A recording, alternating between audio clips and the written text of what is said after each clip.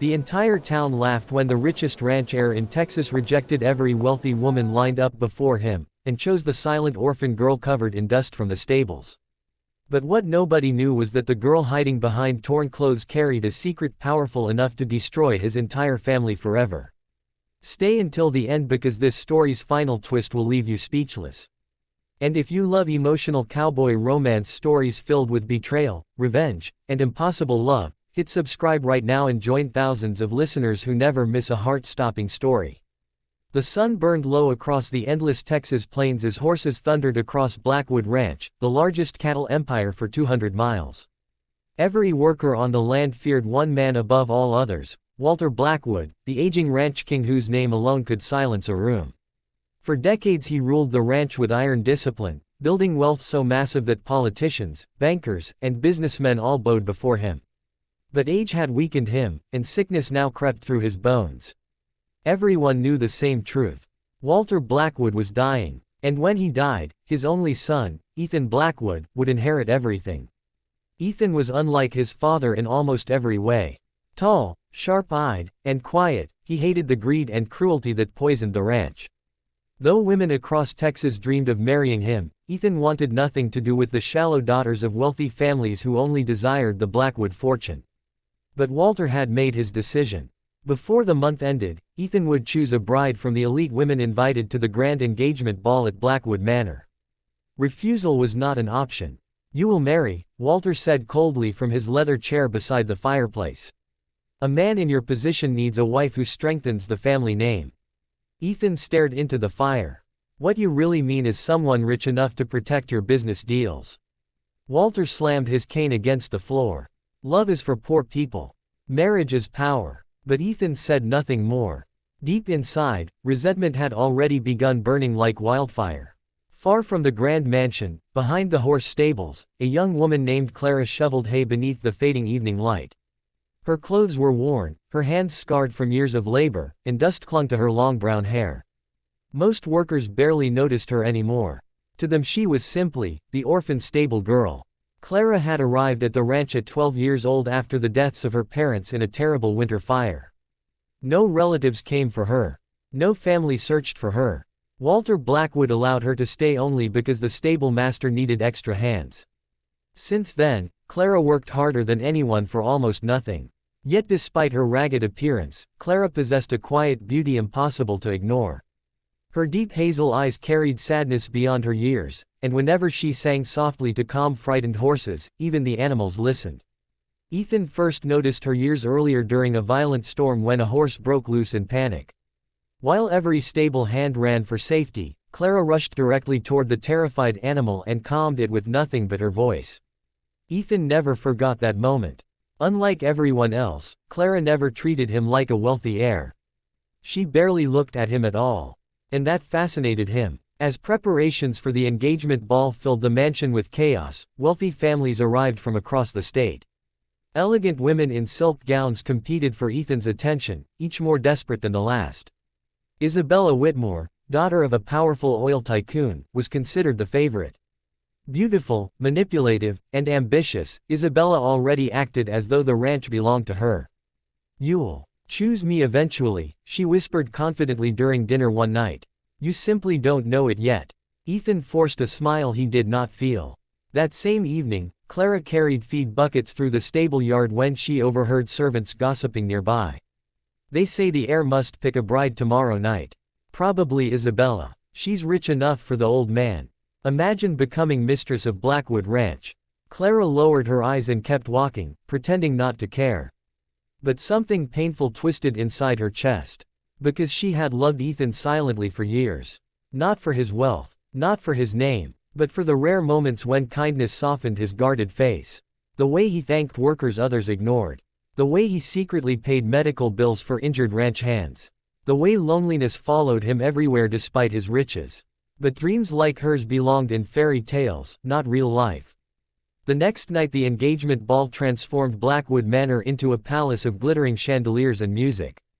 Wealthy guests filled the grand ballroom while journalists gathered outside hoping to witness the future bride of the Blackwood Empire.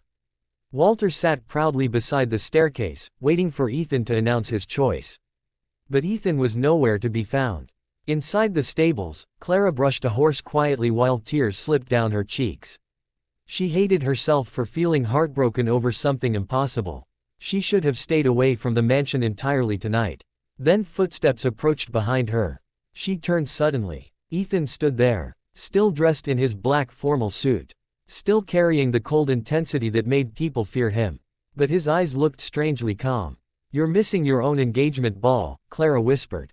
"So are you," he replied. She laughed sadly. "Nobody notices whether I'm there or not."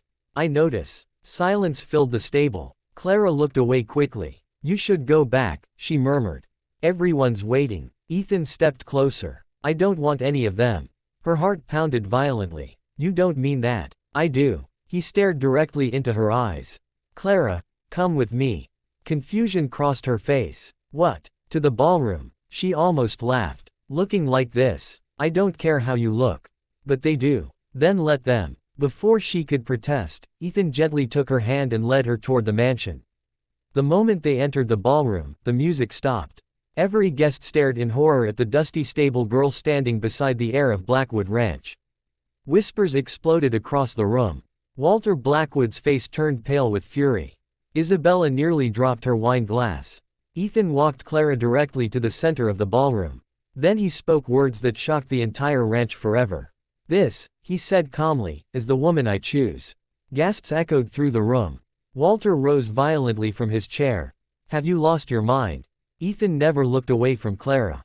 "I will marry her." Clara's knees nearly gave out beneath her. The room descended into chaos. Guests shouted. Reporters rushed forward. Isabella stormed toward Clara with pure hatred burning in her eyes. "You filthy little nobody," Isabella hissed. "Do you think this is some kind of joke?" Clara stepped backward in fear, but Ethan moved protectively beside her. "That's enough." Walter's voice thundered across the ballroom. "You will not disgrace this family for some orphan servant." Ethan finally turned toward his father. "You taught me marriage is power," he said coldly. "Then here's my decision." Walter pointed toward the doors. "Get her out of my house." But Ethan's expression hardened. "If Clara leaves," he said quietly, "I leave too." The threat stunned everyone. Walter realized his son was serious.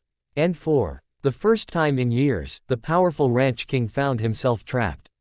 The guests watched breathlessly as father and son stared each other down like enemies. Finally Walter spoke through clenched teeth. "Fine," he said. "But this mistake will destroy you." Clara felt overwhelmed, terrified, and completely unprepared for the storm now surrounding her life.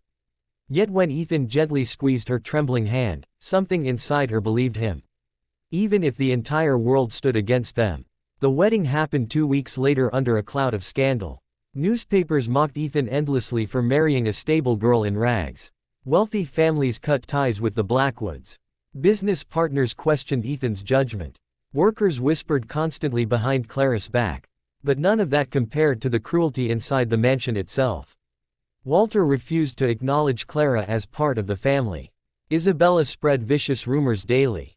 Even servants treated Clara like an intruder pretending to be rich. Only Ethan stood beside her. One night Clara sat alone on the balcony staring into darkness when Ethan found her crying silently.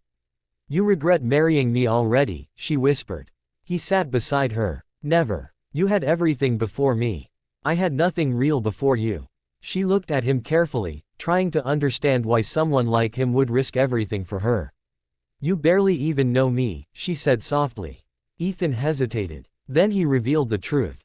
Years ago, during that terrible storm at the stables, Ethan had overheard Clara comforting a dying horse scheduled to be put down.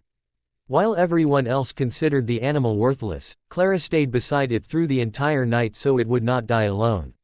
"I realized then," Ethan said quietly, "you had more heart than anyone I'd ever known." Tears filled Clara's eyes again. And slowly, genuinely, they fell in love. But darkness was already moving against them. One evening Walter summoned Ethan privately. "You think this marriage is romantic," the old man growled. "But that girl is hiding something." Ethan frowned. "What are you talking about?" Walter tossed an old photograph onto the desk.